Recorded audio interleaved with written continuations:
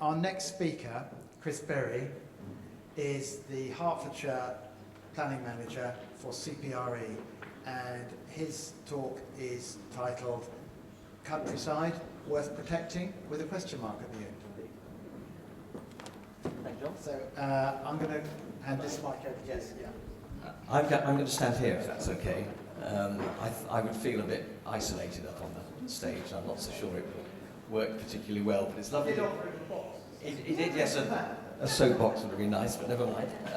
Lovely to be here and talking to a political crowd, now for something completely different, perhaps from Richard. And I really enjoyed his presentation, and it's been a fascinating exposure of some areas that are obviously going to become more important in the future. Talking to a small p political crowd, which I think is probably fair, isn't it? I'm an ex-political activist myself, Borough Councillor and parliamentary candidate, but then who is ever ex-political? It's an incurable virus, of course, and I freely admit to being addicted. And in a sense, what I'm now doing is feeding the habit after a career to enhance what I've been doing during the day for the last 40-odd years as a professional planner in both the public and the private sectors, ending up as a chief planner for London boroughs and a couple of councils in Hertfordshire, actually, Watford and Stevenage. Planning manager for CPRE Herts, as John mentioned, and I contacted CPRE, the countryside charity, by the way, to give it the full title. I contacted CPREH to volunteer when I moved into the county from the smoke 2 or 3 years ago, and the trustees said their planning manager had just resigned and would I like the job. I thought as a chief planner that wasn't necessarily a bad mix, reasonable thing to do, and so I've had a mixed career in the planning business, both in the UK and overseas. Took a few years out to do a bit of politics, but I didn't win, although the next guy who came into the seat did. So of course I did all the work, and he got the seat. But I returned to planning as an interim chief planner, and did that for about 15 years or so, in fact. And the pandemic instigated what it did for a lot of people, I think, a personal review. And I made the decision to capitalise on a place in London, move out to be nearer my eldest daughter and her family in Letchworth. Just as much her decision to me as mine, to be honest. But I'm now ensconced in central Stevenage and enjoying the 20-minute train ride to King's Cross as much as the beautiful Hertfordshire countryside that we're here to protect. And I give you this context, and apologies for the rather rambling start, but as a planner in government, you're generally required, or are expected, to be balanced and objective. As planning manager at CPRE Herts, I'm finally off the leash. It's a liberation indeed. I can now be as rude as I like to all those grasping developers whose proposals I used to have to entertain as somehow being more beneficial than them just making absolutely as much money as possible from the cheapest possible development in the most damaging locations. I exaggerate slightly for dramatic effect, but not by much, to be honest. And I'm grateful to CPREH for giving me the opportunity of this liberation. So I'm going to abuse my position, if I may, for 2 or 3 minutes to say something about CPREH, because CPREH. CPRE as an institution, because it's actually 41 institutions, to set the context, because despite appearances to the contrary, CPRE has a highly respectable and well-connected foundation with strong links to government at all levels. CPRE, the countryside charity, was actually established as the Council for the Preservation of Rural England in 1928, and a clue to its respectability is in the word council. Set up by the then President of the Royal Institute of British Architects, at the same time as the growth of the Garden Cities movement, obviously, and the earliest days of the planning system as we know it. And it was seen as a council of people who had related interests and often high positions in other organisations, with an overarching purpose to preserve the countryside, which was seen as under increasing threat after the Great War, when seemingly uncontrolled development was mushrooming in many of the wrong places. The county of my birth, Peacehaven, East Dean on the South Downs, grew like Topsy, and closer to home, ribbon development along the Great North Road, the explosion of the North London suburbs, and so on and so on. The calls came out. something must be done, and CPRE was born. Politically, the time was pretty interesting. Is there ever a time when politically things aren't interesting? My favourite story, though, is of the 1929 general election campaign, when the three candidates for Prime Minister, one Ramsay MacDonald, Stanley Baldwin, and David Lloyd George, all signed a letter to the Times, supporting the aims and objectives of the council. Can we imagine our three-party leaders agreeing on drawing breath, let alone anything else? I think what that demonstrates, though, is that CPRE had influence in high places from the early days. And jumping ahead, this influence was instrumental in setting up the statutory planning process, finally established, of course, in its present form by the 1947 Town and Country Planning Act. And the crowning achievement was, and possibly remains, the establishment of national parks, areas of outstanding natural beauty, and the Greenbelt, land designated as open countryside, one of whose characteristics is still, to quote the 2021 revision of the National Planning Policy Framework, its permanence. But we might return to that. Life moves on, and the council became the campaign, reflecting the fact that the statutory responsibility for land use planning since 1948 has been actual local governments, local planning authorities, under guidance, heavy-handed guidance from our central government, naturally within our excessively centralised political system. Inevitably also, local CPREs were formed all over the country, and that's where we get the 40 from. We're all county organisations, and we're all autonomous charities in our own right, and we have a national office which does central government lobbying and national campaigns. So jumping many years of development and successful campaigns, we became the campaign for the protection of rural England, as opposed to the preservation, and now in the last 5 years, just CPRE, the countryside charity, with the county name after it. What do? Mainly planning. The statutory town and country planning process. And we're the only environmental charity that does that, amongst the fine body of institutions like Greenpeace, Friends of the Earth, RSPB, the Woodland Trust, and so on. We interact directly and regularly with what a legal friend described to me as the murky bits of planning. We respond directly to planning applications, local plans consultations, planning appeals and inquiries, the sharp end, if you like, but from within the process, and that's the key. It's inevitably political, with a small p. We attempt to influence planning decisions, first by responding to planning officers with letters of objection, or support sometimes, and then by contacting councillors and MPs where we believe that is appropriate on applications and during the local plan process. That's a major undertaking in Hertfordshire, as I'm sure you all know. Certain amount of turmoil over borough and district local plans in this county at various stages of incompletion, although sadly, from our point of view, North Herts has actually adopted its local plan recently, as I'm sure you're all aware, with, from our point of view, inappropriate levels of development allocation on protected land.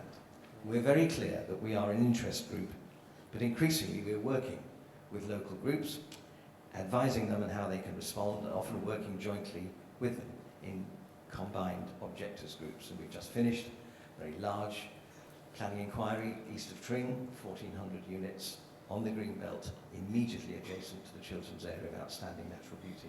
Should never even have got to the stage of application, but Redrow, the developers, bought the land, wasn't even an option, which tells you something about the rather crazy state of land purchase and pressures that open land is under in this part of the world. Before Christmas we appeared at the Luton Airport planning inquiry, not the big one, not the development consent order that's just gone in, that will double the size of it. This is one from 18 million to 19 million. 3 inspectors, 3 Queen's Councils, rows and rows of consultants, spent nearly £1 million. CPRE Herts, as one of 2 what we call Rule 6 objectors, spent 13,000 on a junior council. That's the imbalance that we're dealing with at the moment, and I could go on all night about that, but I won't. Again, more controversially perhaps, and this is where we get back to the topic to some extent.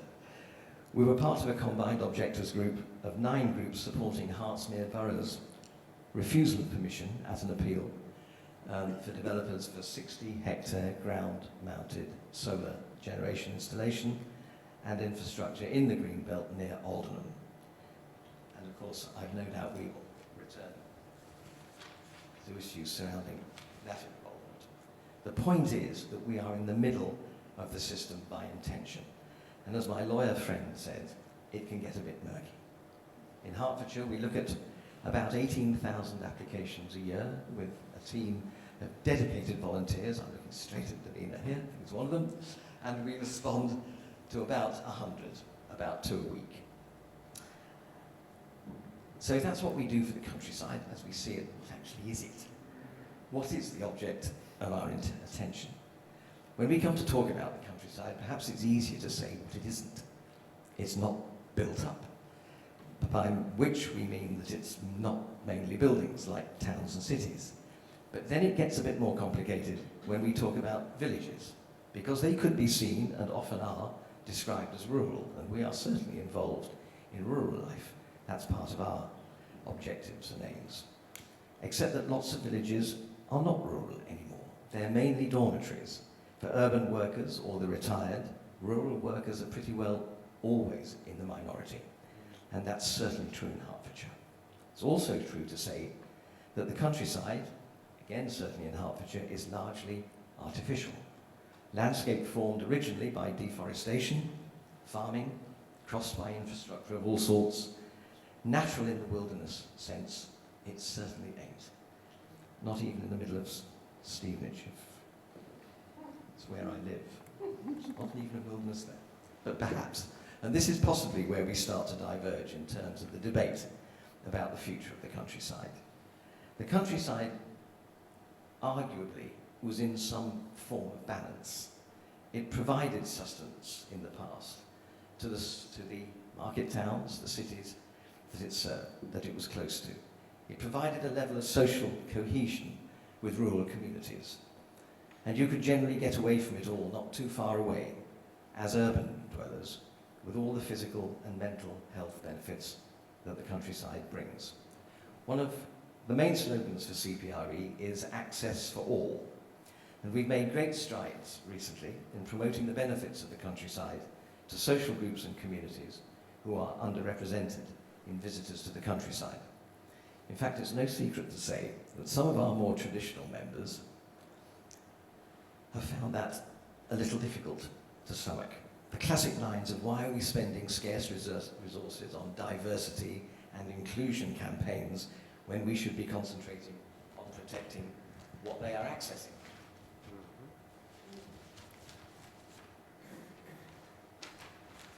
I'll start juggling in a minute. Good.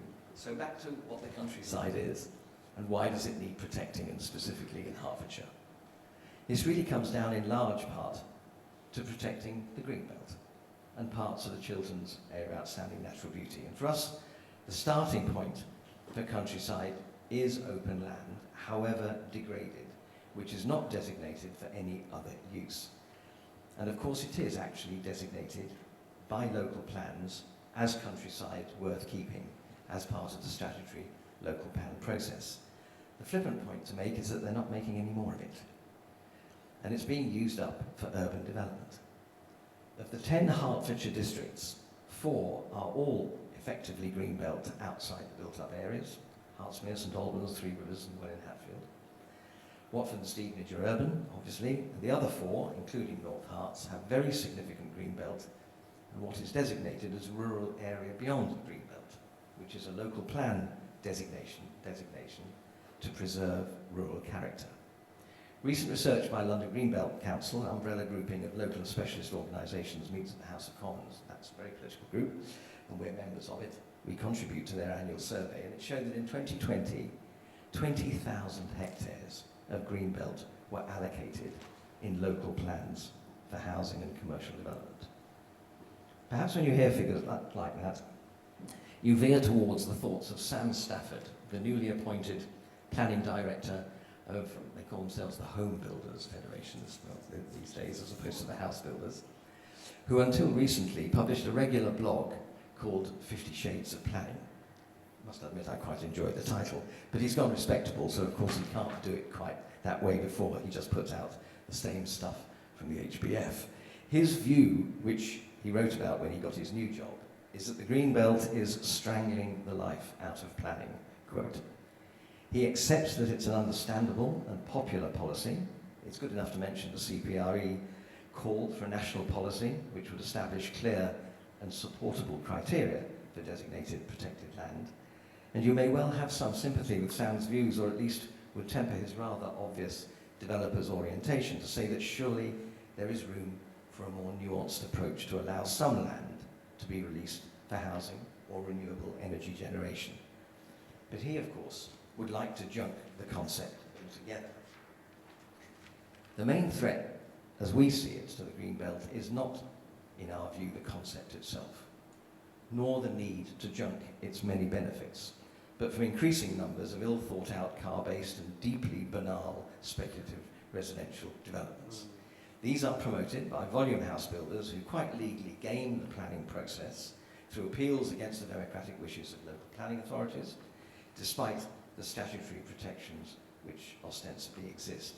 Clearly, in any designation process, there is room for some review and amendment. Greenbelt land has definitely become degraded in many areas, and quite a lot of South Hertfordshire particularly as examples. Unauthorised development of all kinds takes place, and I'm sure we're all aware of our own examples. And planning enforcement as a discretionary activity has taken a huge hit from austerity, and in real terms, spending on planning departments in local authorities has reduced by 43% since 2010. And enforcement teams have taken the hit. There are 3 or 4 boroughs in this county that have no planning enforcement officers at all.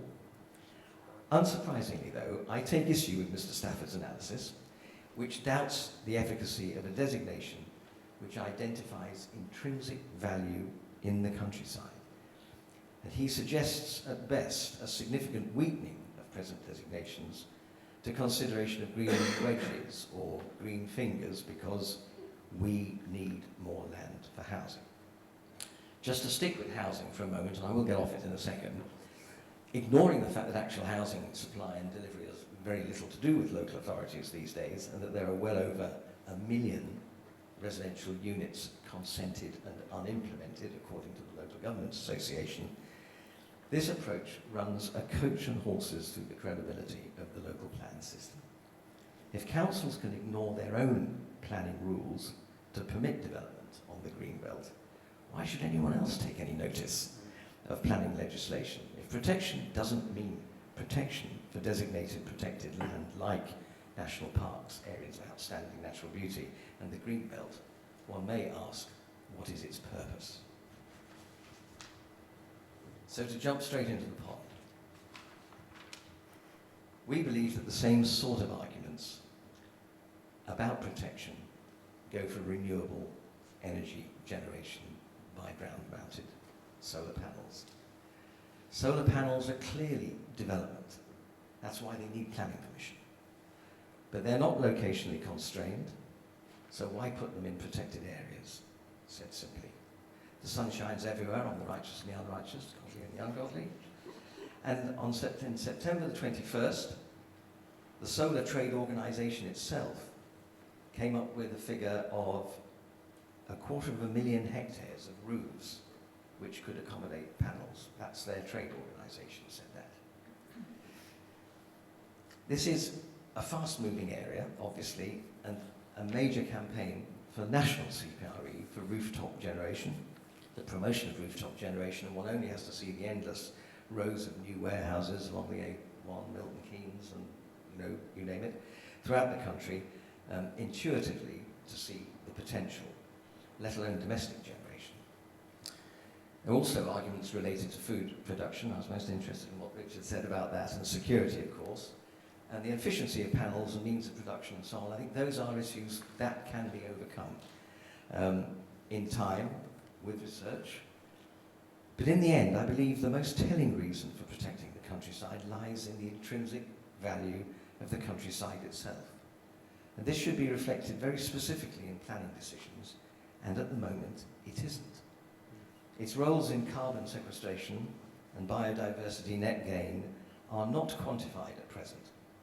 And there's a crying need for so much more research across the board into the balances which need to be struck between the varying priorities to tackle climate change. It's also a truism now, I think, to say that the pandemic emphasised the value of what is nearest to us. People walked, cycled, took the bus or train, as well as drove to their nearest countryside where they could, and in many cases discovered all kinds of places they didn't even know about previously. They walked round fields they'd never even noticed before. There is an argument that says that protecting land, as in the green belt, means that only rich people get the benefit. But I think that runs into the buffers pretty quickly, if only for a start, to say that development at the edge means people have to travel further to experience the mental and physical health benefits which the countryside undoubtedly brings.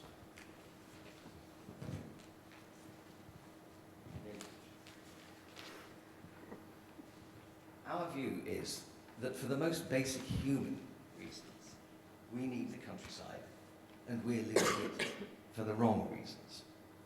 There may be some glimmers of hope in the amendments proposed by the National Planning NPPF, National Planning Policy Framework amendments that have just finished their public consultation round.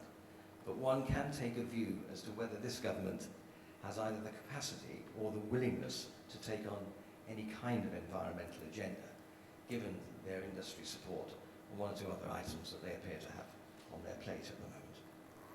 So in conclusion, it's clear that the arguments that relate to the use of countryside for energy generation, whether solar panels or wind turbines, are more nuanced than for housing or film studios, for instance. And we recognise that at CPRE Herts. The issue is where you draw the line. And our starting point is quite clearly designated protected land. Applications for 35 to 40 years, which are the standard for solar panel installations, of which there are now 10 throughout the county, of between 50 and 100 hectares. They can hardly be regarded as temporary, although that is how they are promoted.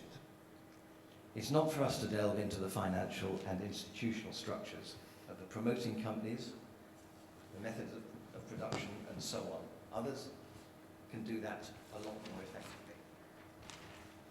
Our arguments relate to the loss of hugely valued landscapes, agricultural land, and open countryside, effectively, as far as we're concerned, permanently. Renewable energy is absolutely a global priority.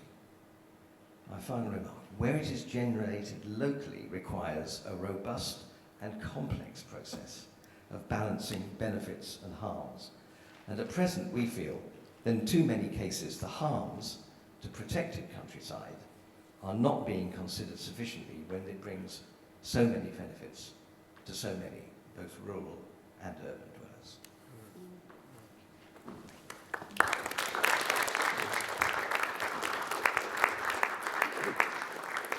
Thanks very much, Chris. Don't sit down. Well, only for a moment. I'm sure there are some questions. I have a quick clarification on something you said.